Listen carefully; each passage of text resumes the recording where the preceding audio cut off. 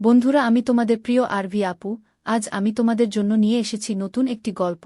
আশা করি আজকের গল্পটি অনেক মজাদার হবে, তাই গল্পটি শোনার আগে অবশ্যই হেডফোন ব্যবহার করো। তাহলে চলো আজকের গল্পটি শুরু করি।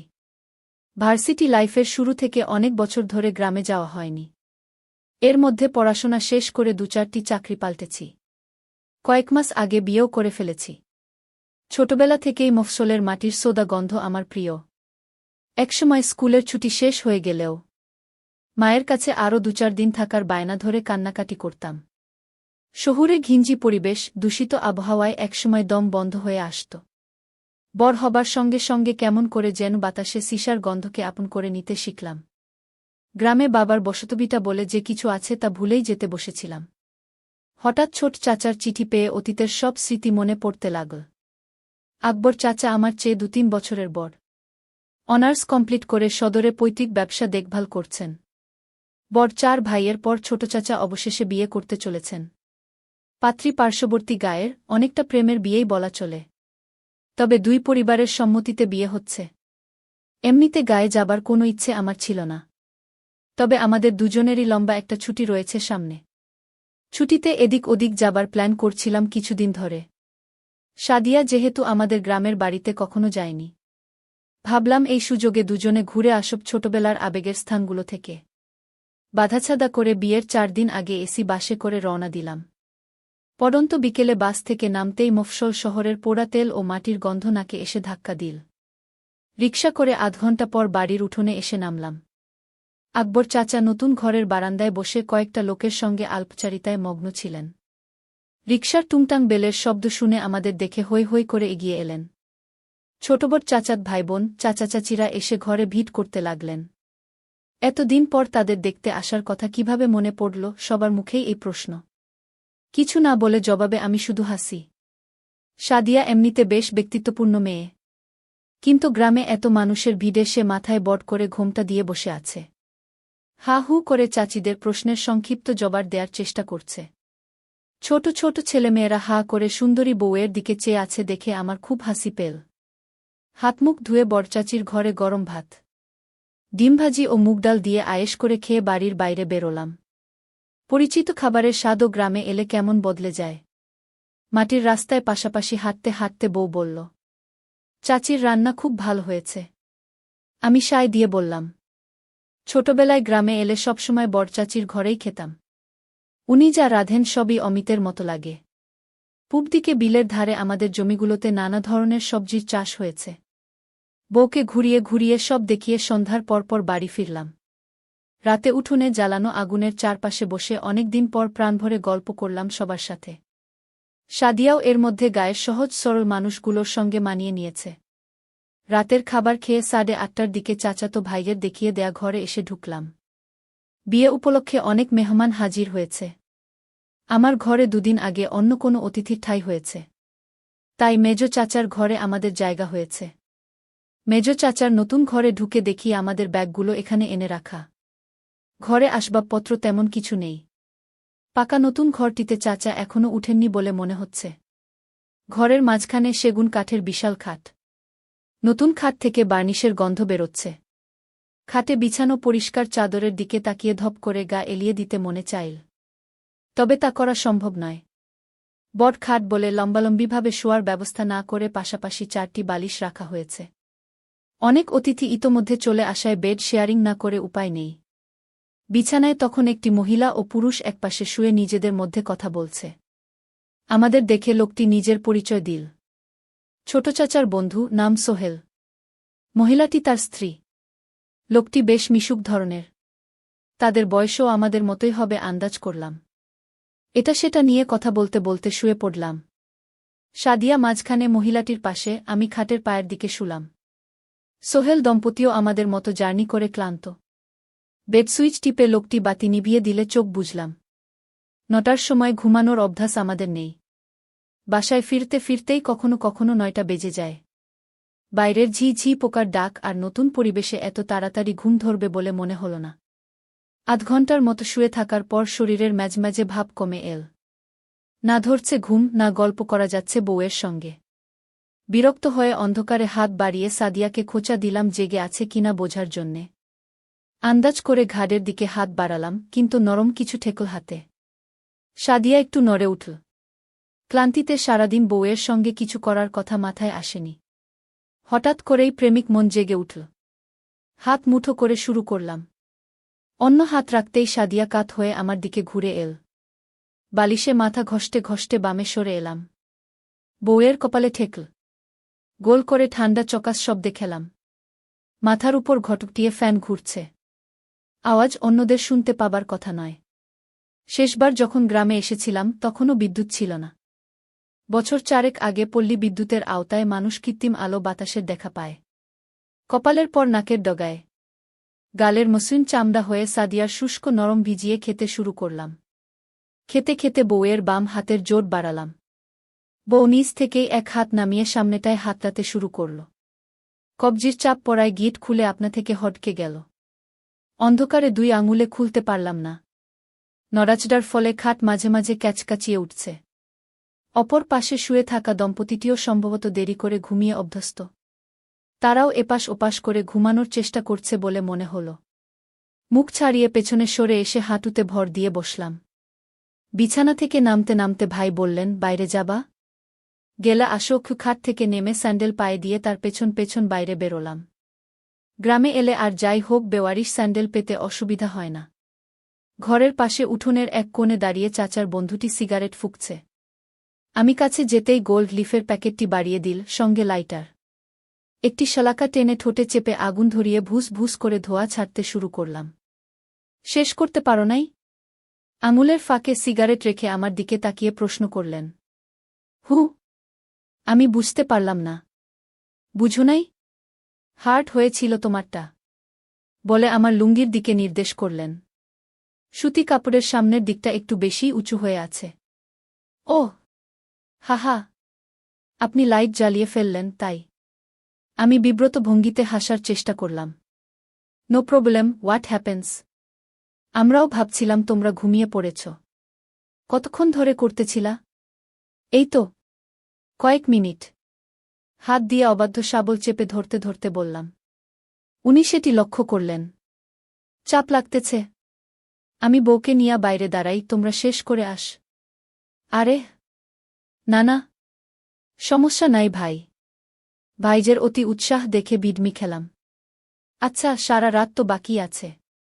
হে হে বলেই বাম হাতে লুঙ্গির উপর দিয়ে নিজের শাবলটা কচলাতে শুরু করলেন। ফ্রেশ হয়ে আসা দরকার, বলে পশ্চিম দিকের অন্ধকারে হারিয়ে গেলেন। শুধু সিগারেটের আগুনের ছোট্ট বিন্দুটি চোখে পড়ছে। সোহেল ভাই ফিরে আসার পর অনেকক্ষণ ধরে আধো অন্ধকার উঠোনে দাঁড়িয়ে আলাপ চল। উনি চট্টগ্রামে একটি বহুজাতিক কোম্পানিতে চাকরি করেন। আকবর চাচা চট্টগ্রাম বিশ্ববিদ্যালয়ে পড়ালেখা করার সময় তার সাথে পরিচয় হয়। বাবা মা ঢাকায় থাকেন, উনি পড়াশোনা শেষ করে চট্টগ্রামেই চাকরি নিয়েছেন। আমাদের মতোই 6-7 মাস আগে বিয়ে করেছেন। তবে আমাদেরটি প্রেমের বিয়ে হলেও তাদেরটি পারিবারিকভাবে হয়েছে। সোহেল ভাই আমাদের চেয়ে কয়েক বছরের বড়, তবে উনার স্ত্রী আমার চেয়ে বয়সে ছোট। কথা বলতে বলতে দুজন বেশ সহজ হয়ে এলাম। কেউই কিছুক্ষণ আগের বিব্রতকর পরিস্থিতির কথা আর তুললাম না। সিগারেট শেষ করে বাথরুম হয়ে কলে ঠান্ডা পানিতে হাত মুখ ধুয়ে নিলাম। সোহেল ভাই বললেন, ওরা হয়তো লজ্জা পেয়ে আসছে না। আমার হাতে সিগারেটের প্যাকেট আর লাইটার দিয়ে ভেতরে গিয়ে নিজের স্ত্রী আর সাদিয়াকে ডেকে নিয়ে এলেন। বিরাট উঠানের চারপাশে সব চাচাদের আলাদা আলাদা ঘর। বাড়ির পশ্চিম কোণে বাঁশবাগানের পাশে পাকা বাথরুম এবং চাপকল। সাদিয়া এবং ভাবি মাথায় কাপড় দিয়ে আমাদের দিকে না তাকিয়ে সেদিকে চলে গেল ফ্রেশ হতে। ওরা ঘরে ঢুকে গেলে আমরাও ভেতরে এসে দরজা দিলাম। ক্লান্তিকর দিনের শেষে ভালোবাসায় সিক্ত তরল নিঃসরণ করতে না পেরে অতৃপ্তি নিয়ে ঘুমালাম। তাড়াতাড়ি ঘুমানোর পরও সকাল 8টায় ঘুম ভাঙল। জেগে উঠে দেখি সোহেল ভাই বা ভাবি কেউ বিছানায় নেই। সাদিয়া ঘরের এক কোণে রাখা ড্রেসিং টেবিলের সামনে বসে চুল ঠিক করছে। রাতের বিব্রত ভাব উবে গিয়ে খুশি খুশি ভাব দেখা দিয়েছে মুখ জুড়ে। চাচাত বোনেরা বলেছে নাস্তার আগে ওকে নিয়ে গ্রামে ঘুরতে বেরোবে, তাই হালকা সাজগোজ করে নিচ্ছে। বড় 2 চাচি 3-4 পদের পিঠা বানাচ্ছেন অতিথিদের জন্য। সকালের মৃদু ঠান্ডা বাতাস, ঘন কুয়াশায় ভাপ ওঠা পিঠা মন্দ লাগবে না। গ্রামে নাস্তা করতে করতে অনেক দেরি হয়ে যায়। বউ, সুবর্ণা ভাবি সহ আরও কয়েকজন শহুরে মেজেবৌকে সঙ্গে নিয়ে চাচাতো বোনেরা বেরিয়ে গেলে শার্ট গায়ে জড়িয়ে হাতমুখ ধুয়ে হাঁটতে হাঁটতে পশ্চিম দিকে এগোতে শুরু করলাম। বাঁশঝাড়, কলার বিশাল বাগান, আকাশচুম্বী শিমুল গাছের পর থেকে শুধুই বিস্তীর্ণ ফসলের মাঠ। নানারকম শাক সবজি ও বিশালায়তন পাটক্ষেতের মধ্য দিয়ে যাতায়াতের জন্য রয়েছে সরু আইল। প্রথমেই একটি কুমড়োক্ষেত। এখানে এসে হাঁটা থামিয়ে সামনে পেছনে খুব মনোযোগ দিয়ে লক্ষ্য করলাম, কেউ নেই। মিনিট পাঁচেক পর দ্রুত পায়ে কারো আসার শব্দ পেলাম। হ্যাঁ, লুনাই আসছে। আমাকে দেখে দূর থেকে চকচকে দাঁত ভাসিয়ে হেসে দিল। রবিন ভাই, কেমন আছো? কাছে এসে দাঁড়ানোর পর প্রথম প্রশ্ন। আমি ইতিবাচক জবাব দিয়ে কুশল বিনিময় সমাপ্ত করলাম। ছোটবেলায় লুনাকে শেষবার দেখেছি। কয়েক বছরে গায়ে গতরে অনকে বেড়ে উঠেছে। সাদালো কাট কামিজে বেগুনি পলকা ডট ডিজাইন, ওপর থেকে সরিয়ে গলায় পেঁচিয়ে নীল। আমাদের বাড়ির কয়েক বাড়ি পরের এক চাচার মেয়ে লুনা। ফর্সা হাসিখুশি মেয়েটি মায়ের মতোই উচ্চতায় খাটো। পড়ালেখার কথা জিজ্ঞেস করায় বলল, আগামীবার এইচএসসি দেবে। 1 মাস পর টেস্ট পরীক্ষা। কথা বলতে বলতে লুনা আইল ধরে সামনে এগিয়ে চল, আমি পেছন পেছন। সোহাগ কোথায় তা জিজ্ঞেস করায় বলল সে জানে না। হাঁটতে হাঁটতে কয়েকটি জমি পেরিয়ে একটি পাটক্ষেতের সামনে দিয়ে যাবার সময় হঠাৎ থেমে 10 ফুটি মোটা মোটা পাটগাছগুলো দুহাতে সরিয়ে ভেতরে এক পা রেখে লুনা পেছন ফিরে বলল, এই দিক দিয়ে আসো রবিন ভাই। চারদিকে আরও একবার তাকিয়ে দুরু দুরু বুকে লুনার পেছন পেছন পাট সরিয়ে ভেতরে ঢুকে পড়লাম। 4-5 কদম যেতেই দেখা গেল পাট কেটে সরু পথ তৈরি করা আছে। হাঁটতে হাঁটতে ক্ষেতের মাঝখানে পৌঁছে দেখি বেশ খানিকটা পরিষ্কার জায়গা। আশেপাশের লম্বা পাট খোলা জায়গার উপর ঢলে পড়ায় সরু গলি বা চট বিছানো এই জায়গাটুকু উঁচু কোনো স্থান থেকেও কারো নজরে পড়ার কথা নয়। স্যান্ডেল খুলে লম্বা করে পাতা চটের উপর দাঁড়িয়ে তার উপর ফেলে দিল লুনা। আমার তাড়াহুড়ো দেখে লুনা খিলখিলিয়ে হেসে ফেল। আমি যে খুব একটা পাগল মানুষ তা নয়, কিন্তু গ্রামে এলেই পুরানো বন্ধুবান্ধবদের সঙ্গে দেখা হয়ে যায়। কাল রাতে সোহাগের সঙ্গে দেখা হল কয়েক বছর পর। দেখা হবার পর থেকেই মেয়ে মানুষ নিয়ে রসালো সব গল্প করতে শুরু করল।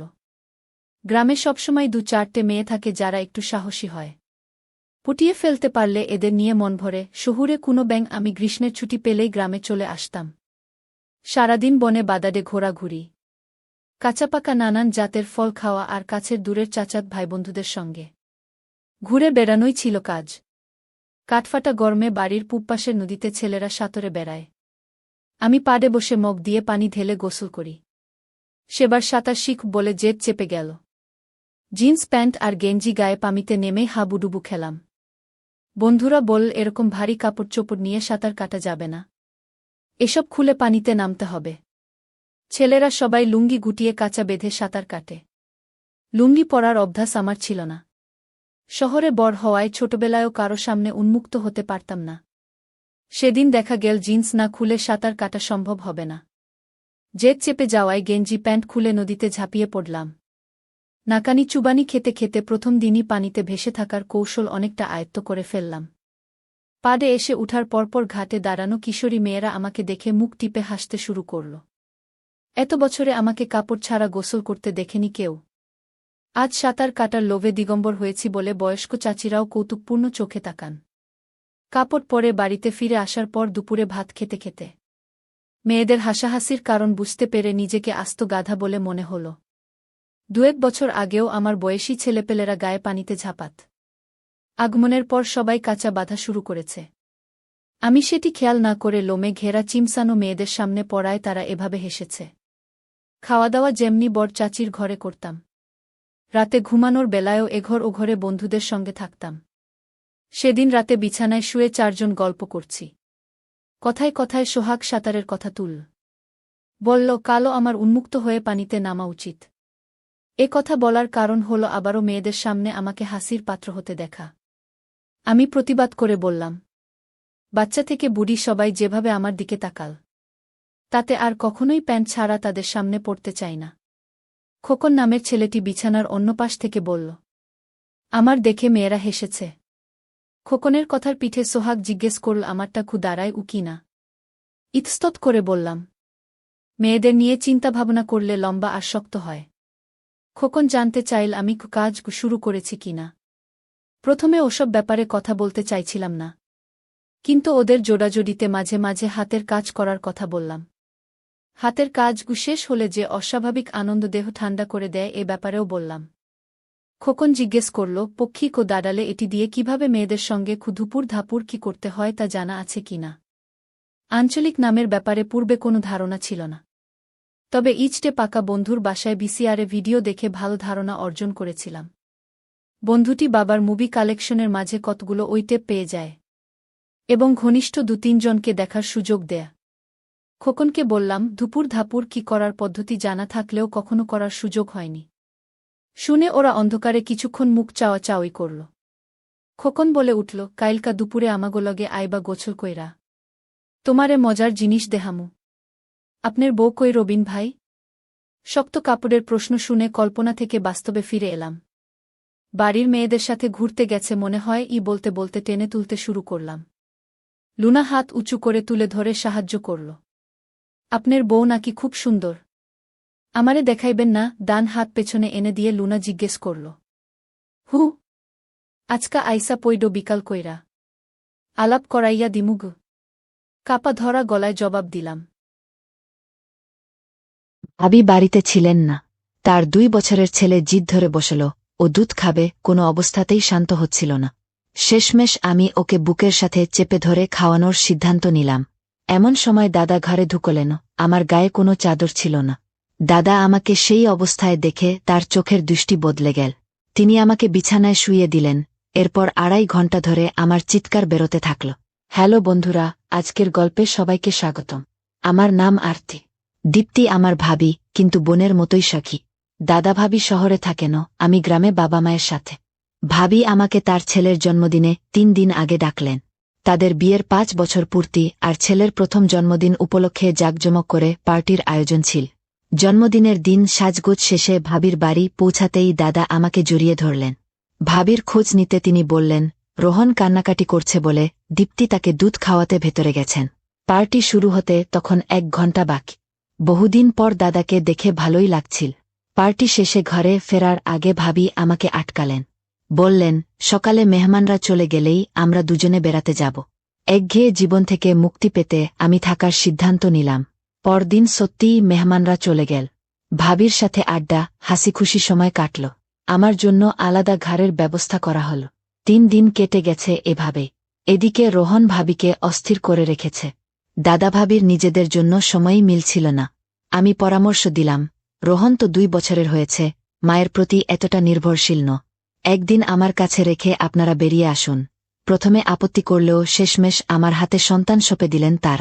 সেদিন রোহনকে নিয়ে রান্নাবান্না, খেলাধুলা সবই করলাম। সন্ধ্যা ৯টায় ভাবি ফিরে অবাক।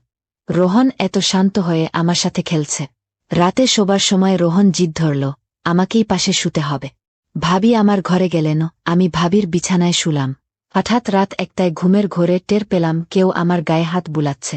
ভাবলাম রোহনই হবে, কিন্তু স্পর্শটা যেন উকি দিয়ে দেখি দাদা। তিনি তড়িঘড়ি ক্ষমা চেয়ে চলে গেলেন। পরের রাতেও একই ঘটনা। এবার তার হাত আমার সংবেদনশীল স্থানে। ভয়ে কাঁপতে কাঁপতে লাফিয়ে উঠলাম। ভাবি গভীর ঘুমে, কিছু টের পেলেন না। দাদা পিছু নিলেন, আমি জড়সড়। তিনি বললেন, আরতি, অন্ধকারে দীপ্তি ভেবে ভুল করেছি। মুখ ফুটে কিছু বলার আগেই মাফ চেয়ে নিলেন। কিছুদিন পর আবারও বাড়ি ফেরার কথা তুলতেই ভাবি কাতর অনুরোধ করলেন, আরও কিছুদিন থাকো না। ১ মাসের কুকিং কোর্সে ভর্তি হতে চাই। রোহন এখন তোমার সাথে মানিয়ে নিয়েছে, নিশ্চিন্তে কোর্সটা শেষ করতে পারব। গত ৩-৪ মাস ধরে এই কোর্সের জন্য ব্যাকুল ছিলাম, কিন্তু রোহনকে কারো হাতে ছাড়তে পারিনি। মাত্র কয়েক দিনের ব্যাপার। দুপুরে আমার ২ ঘণ্টার ক্লাস থাকবে। ভাবি অনুনয় করতে লাগলেন। এমন সময় দাদা বলে উঠলেন, আরতি, তুমি তো দীপ্তিকে বন্ধু বলো, তাহলে নিজের ভাবির জন্য আর কয়েকদিন থাকতে পারো না? তাদের জোরাজুরি বাড়তে থাকায় শেষ পর্যন্ত রইলাম। রাজি হতেই দাদা অফিসে চলে গেলেন। দরজা বন্ধ হতেই ভাবি জড়িয়ে ধরে কৃতজ্ঞতা জানালেন, তোমার সাহায্য পেলে কোর্সটা শেষ করতে পার। মাত্র কদিনের কোর্স এটা। একদিন রান্না শিখে গেলে নিজের ব্যবসা গর্ব। ভাবির উচ্ছ্বাস দেখে আমিও খুশি।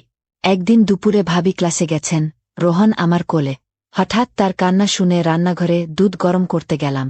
চুলায় সতসতে দুধের পাত্র চাপাতেই পেছন থেকে কে যেন জড়িয়ে ধর।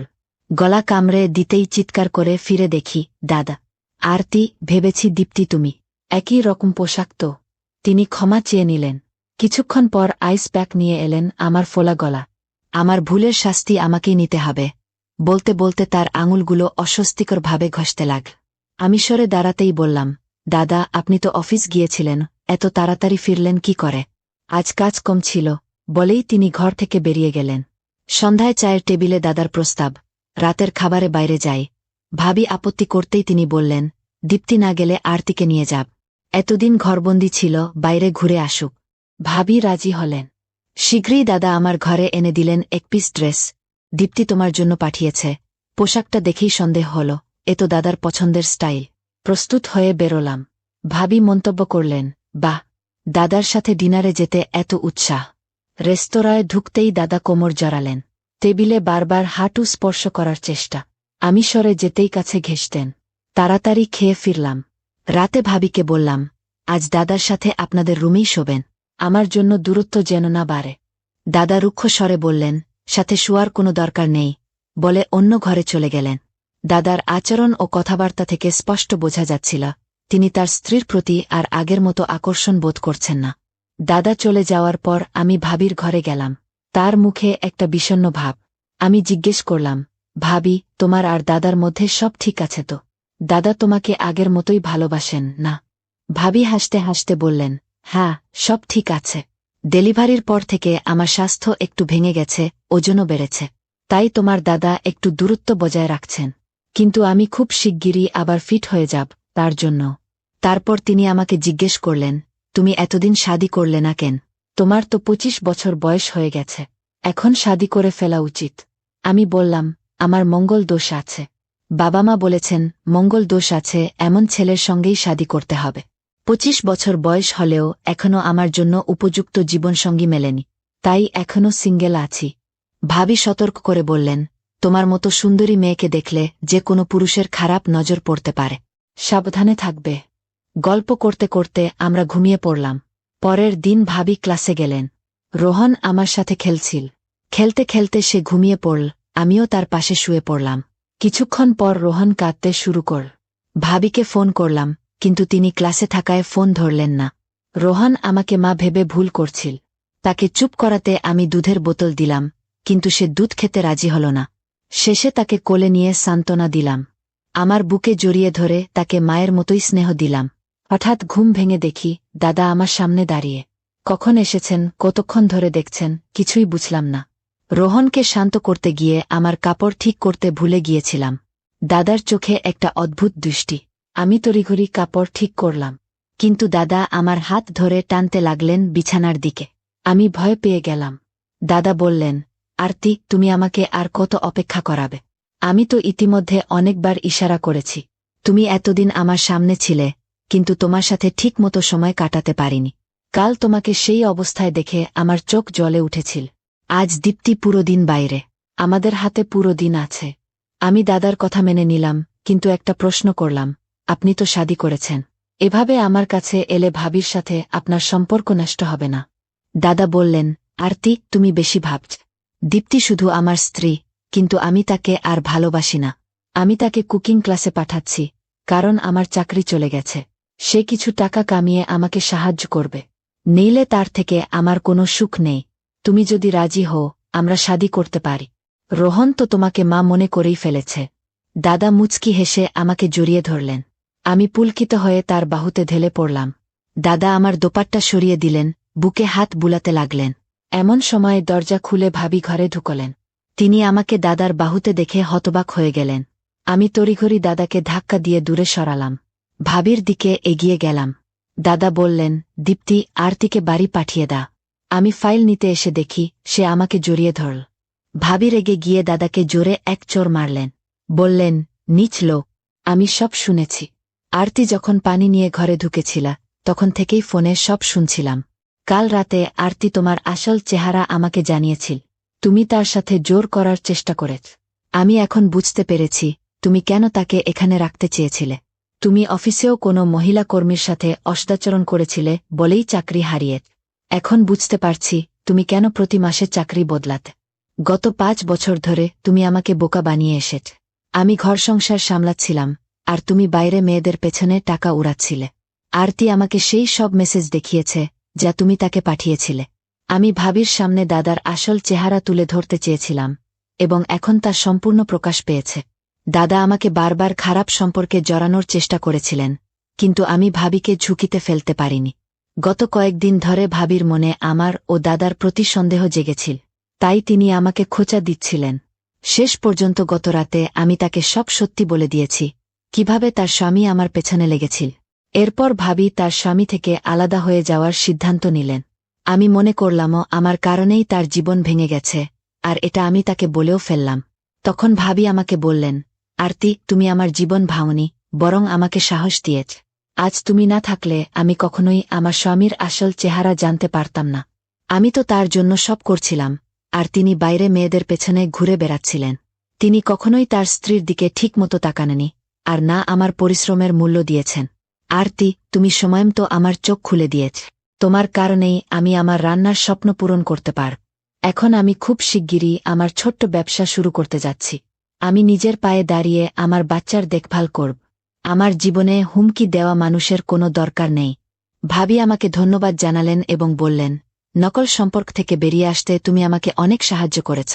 এখন ভাবি শুধু একজন মা, আর নানা রকমের কেক বানিয়ে এবং অর্ডার নিয়ে ভালো টাকা কামাচ্ছেন। তিনি নিজের এবং তার ছেলের ভালোভাবে দেখভাল করছেন। ভাবি আজ একজন স্বাধীন নারী হিসেবে বেঁচে আছেন। তো বন্ধুরা, যদি ভিডিওটি ভালো লেগে থাকে তাহলে চ্যানেলটি সাবস্ক্রাইব করতে ভুলো না। ধন্যবাদ। আমাদের বাড়ির কাছে একজন নতুন আন্টি থাকতে এসেছিল। তার বিয়ে ভেঙে গেছিল, বেশি দিন হয়নি। আন্টি দেখতে ছিল খুব সুন্দরী। তার কালো চোখ, সরু কোমর আর প্রাকৃতিক সৌন্দর্য যে কাউকে মুগ্ধ করে দিতে পারত। আন্টি প্রায়ই আমার দিকে তাকিয়ে থাকত। তাকে দেখে মনে হতো যেন তার মনে কোনো একটা চাহিদা আছে, যেটা তার একাকিত্বকে মিটিয়ে দিতে পারত। একদিনের কথা, আন্টির বাড়িতে বিদ্যুৎ চলে গিয়েছিল। তিনি আমাকে ডাকল। রাতের অন্ধকারে আমার হাত ধরে তার আলমারির ওপর রাখল। আর তারপর, আমার নাম আরিয়ান, আমার বয়স 22 বছর। আমি আমার মা বাবা আর ছোট বোন কীর্তির সঙ্গে থাকি। আমি বিএসসির 2য় বছরে পড়ি, আর আমার বোন কীর্তি ক্লাস 12-এ পড়ে। আমার বাবার নিজের ব্যবসা আছে, তাই তিনি প্রায়ই ব্যস্ত থাকেন আর কাজের জন্য বাইরে যান। আমার মা বেশিরভাগ সময় বাড়ি সামলান। একদিনের কথা, আমি পড়তে পড়তে বাড়ি ফিরছিলাম। তখন আমার চোখ পড়ল পাশের বাড়ির আন্টির ওপর। তিনি কিছুদিন আগে আমাদের পাড়ায় এসেছিল। আন্টি তার বাড়ির জিনিসপত্র গোছাচ্ছিল। সেদিন তিনি একটা সুন্দর স্বচ্ছ ড্রেস পরেছিল। আমি তাকে দেখতে থাকলাম। হঠাৎ তার চোখ আমার দিকে পড়ল। প্রথমবার আমাদের চোখাচোখি হল। আন্টির চোখে একটা আলাদা ঝিলিক ছিল, যেন কিছু বলতে চাইছিল। আমার ভেতরে একটা অদ্ভুত অনুভূতি জাগল। মনে হল আমার হৃৎপিণ্ড দ্রুত ধুকপুক করছে। তখন মা ডাকল, আরিয়ান, বাবা, ভেতরে এসে খেয়ে নে। মায়ের মিষ্টি গলা আমার ভাবনা ভাঙল। আমি মৃদু হেসে পারুল আন্টির দিকে তাকালাম। তিনি তখনও তার কাজে ব্যস্ত ছিল। তারপর আমি বাড়ির ভেতরে ঢুকে গেলাম।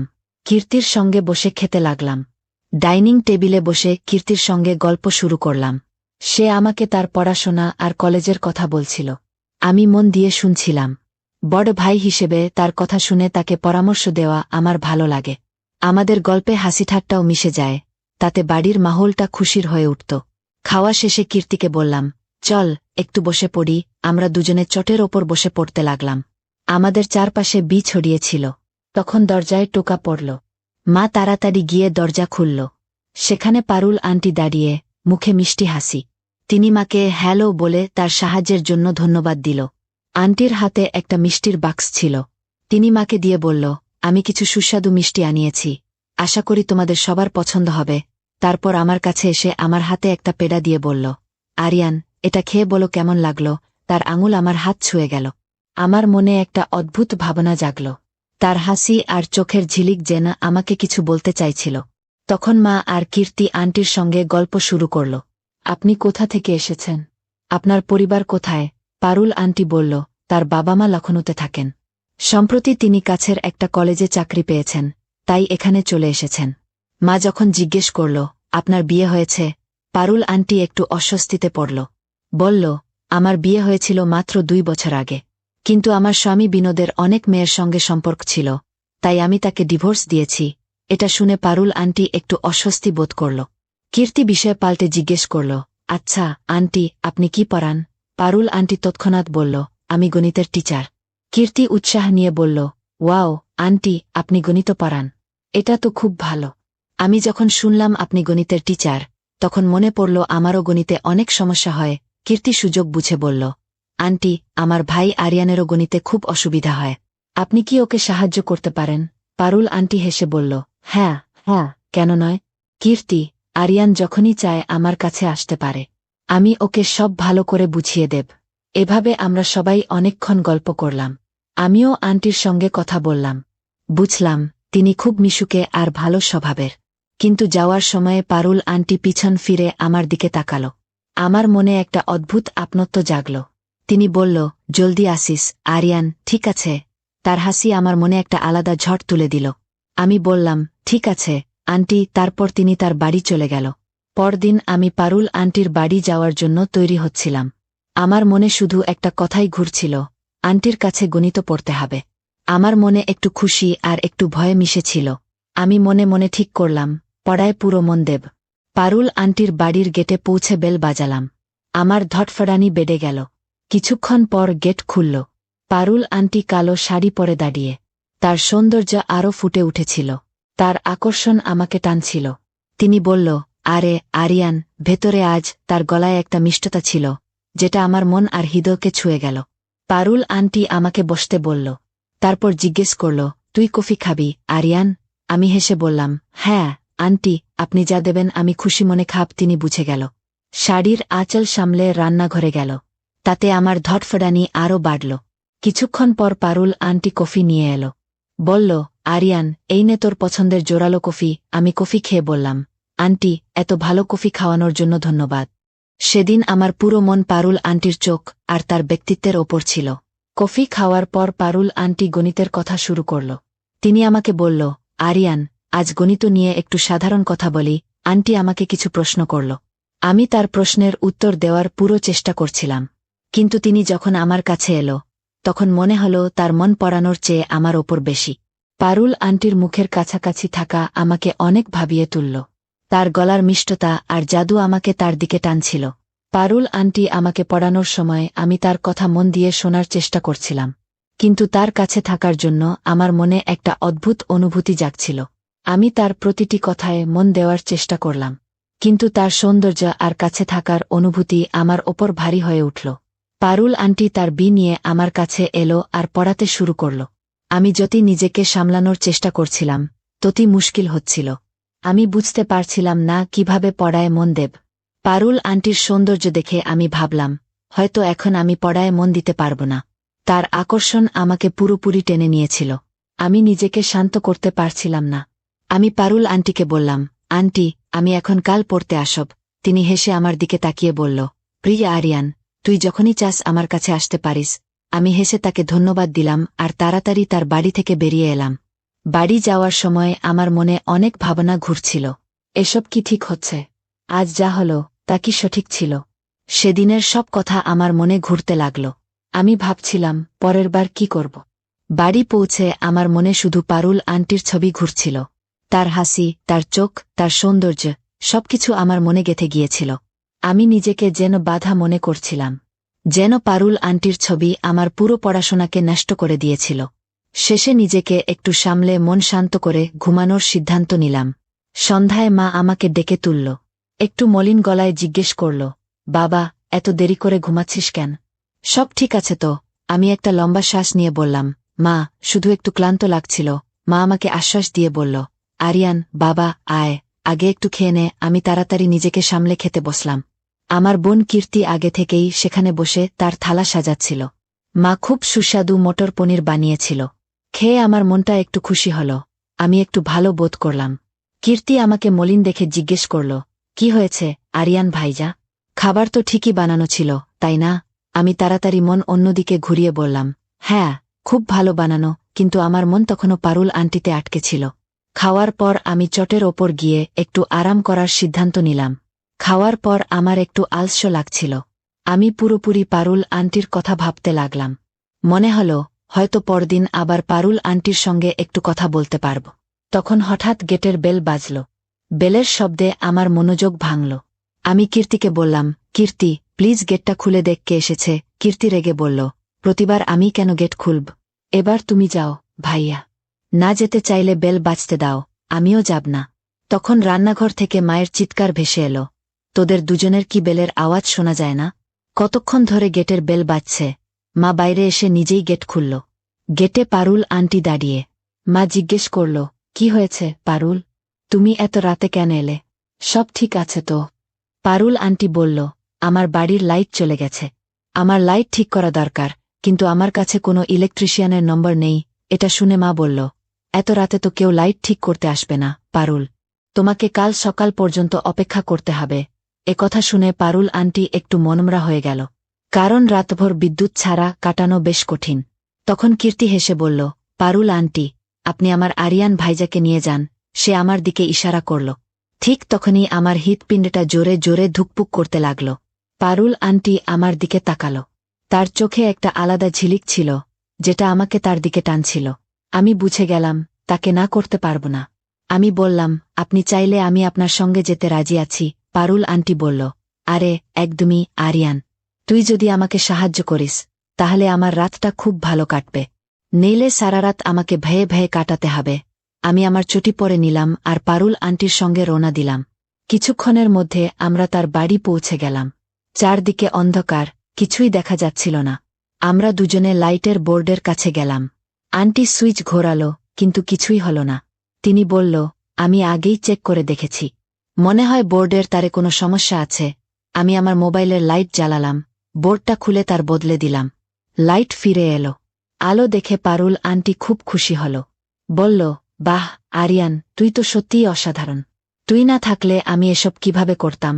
এটা বলে তিনি আমাকে জড়িয়ে ধরল। তার জড়িয়ে ধরার অনুভূতিটা খুব ভালো লাগল। তার হাসি আমার মন ছুঁয়ে গেল। আমি সব কাজ শেষ করে বললাম, পারুল আন্টি, এবার আমি বাড়ি যাই। তিনি বলল, আরে এভাবে কিভাবে? আগে কফি খেয়ে যা, তারপর যাস। তার মিষ্টি গলা আমাকে থামিয়ে দিল। আমি কফি খাওয়ার জন্য থেকে গেলাম। আমি খুব খুশি ছিলাম যে পারুল আন্টি আমার কথা ভাবছিল। যখন যাওয়ার সিদ্ধান্ত নিলাম, পারুল আন্টি হেসে বলল, আরিয়ান, কাল কোচিংয়ের জন্য আসতে ভুলিস না। আন্টির কথা শুনে আমি হাসলাম আর বাড়ি পৌঁছে গেলাম। বাড়ির আলো আর শান্ত পরিবেশ আমাকে আবার বাস্তবে ফিরিয়ে আনল। কিন্তু পারুল আন্টির ছবি আর তার মিষ্টি হাসি তখনও আমার মনে বসেছিল। আমি ভাবলাম, এবার পড়াশোনায় মন দিতে হবে। কিন্তু পারুল আন্টির কথা ভাবতে ভাবতে তার সৌন্দর্য আবার আমার চোখের সামনে ভেসে উঠল। সেই রাতে আমি পারুল আন্টির কথা ভাবতে ভাবতে গভীর ঘুমে ঢলে পড়লাম। পরদিন আমি ঠিক করলাম, সকালে তাড়াতাড়ি উঠে পারুল আন্টির বাড়ি কোচিংয়ের জন্য যাব। আমি আমার সব বই তুলে নিয়ে বসে ভাবতে লাগলাম, পারুল আন্টির সঙ্গে কাটানো মুহূর্তগুলো কতটা বিশেষ ছিল। পারুল আন্টির বাড়ির দিকে যত এগোচ্ছিলাম, আমার অস্থিরতা তত বাড়ছিল। আমি পারুল আন্টির গেটের বেল বাজালাম আর দাঁড়িয়ে দরজা খোলার অপেক্ষা করতে লাগলাম। আমার মন খুশিতে ভরে গিয়েছিল। আমি ভাবছিলাম, কখন পারুল আন্টি দরজা খুলবেন, কখন আমি তাকে দেখতে পাব। কিন্তু অনেকক্ষণ অপেক্ষা করার পরেও গেট খুলল না। কিছুক্ষণ পর ভাবলাম, হয়তো পারুল আন্টি কোথাও বাইরে গেছেন। তারপর আমি গেটে হালকা ধাক্কা দিলাম। অদ্ভুত ব্যাপার, গেটটা আগে থেকেই খোলা ছিল। এটা দেখে আমার মনটা একটু খারাপ হয়ে গেল। আমি বাড়ির ভেতরে প্রথম পা রাখলাম। দেখলাম, ভেতরের পরিবেশ একদম শান্ত। আমি আস্তে আস্তে ভেতরে গেলাম আর জোরে ডাকলাম, পারুল আন্টি, আপনি কোথায়? কিন্তু কোনো উত্তর এলো না। আমার পা আস্তে আস্তে পারুল আন্টির ঘরের দিকে এগোতে লাগল।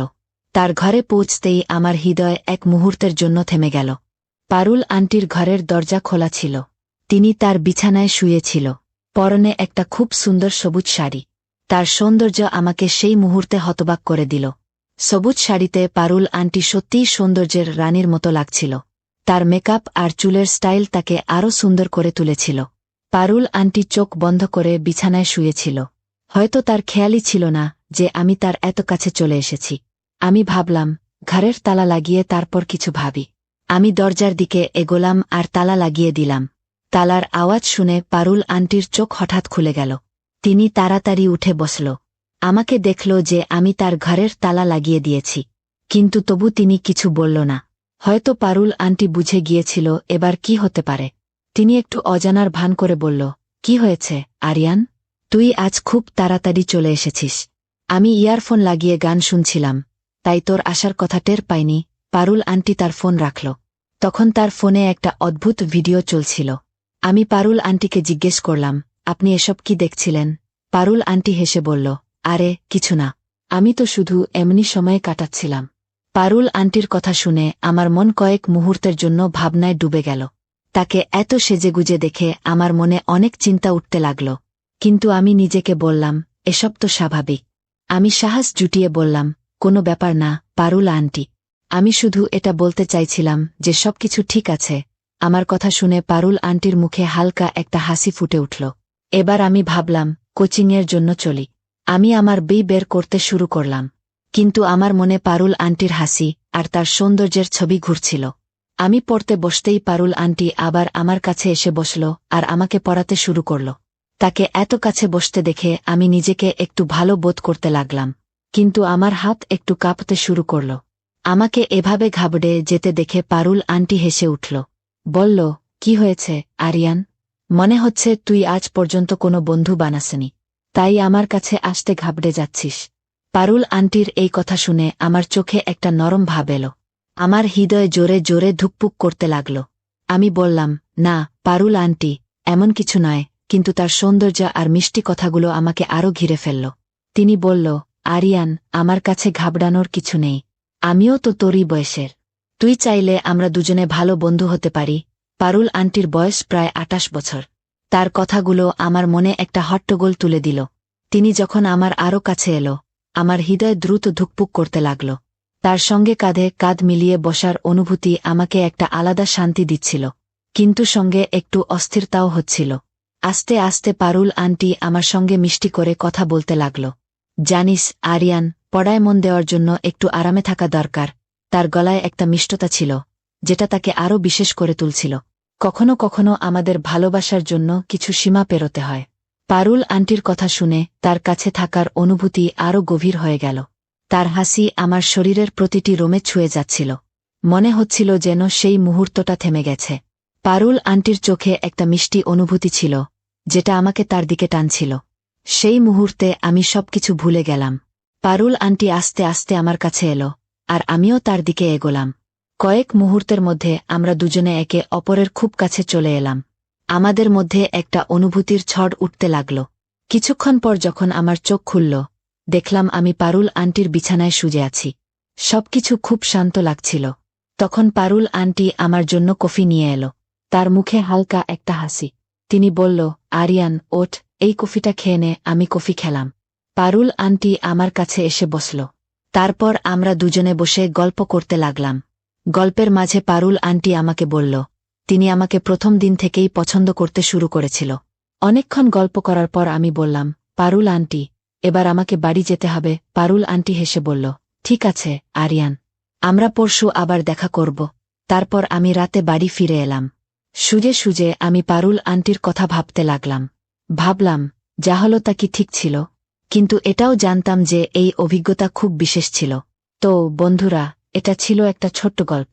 গল্পটা যদি তোমাদের ভালো লেগে থাকে, তাহলে লাইক করো আর চ্যানেলটা সাবস্ক্রাইব করতে ভুলো না। পরের ভিডিওতে আবার দেখা হবে। ততক্ষণ পর্যন্ত ভালো থেকো।